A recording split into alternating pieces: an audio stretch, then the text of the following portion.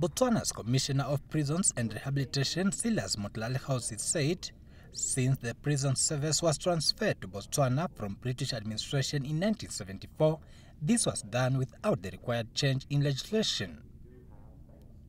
Motlalehosi noted that there is a lot of ground to cover in terms of the modernization of the Botswana prison service to make it relevant and current.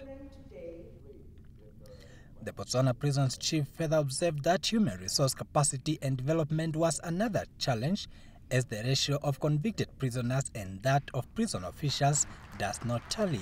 The ratio that we experience, you will discover that one officer is taking care of more than 10 prisoners or inmates.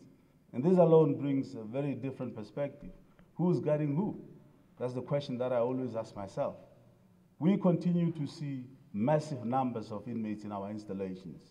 However, the prison official capacity is not being enhanced and improved, but based on one basic reason: the budget does not allow. Motlalehosi also indicated that infrastructure development is of grave concern, as the facilities in which the inmates are kept are those which were built in 1966. On his part, Namibia's Prisons Chief Commissioner General Raphael Hamnyela noted that the Namibian Correctional Service was finding it difficult to implement new approaches for effective offender reintegration, specifically the Strategic Training Initiative for Community Supervision. Hamnyela also observed that lack of collaboration between criminal justice agencies, including the judiciary, was another stumbling block. We were listening to our Honorable Judge of the Supreme Court,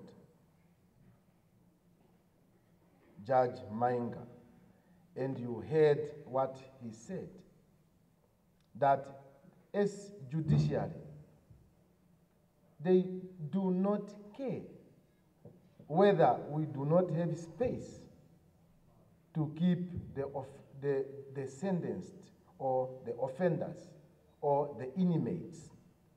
For them is to make sure those inmates are locked up in a safe custody. It is showing you that there's an inadequate collaboration.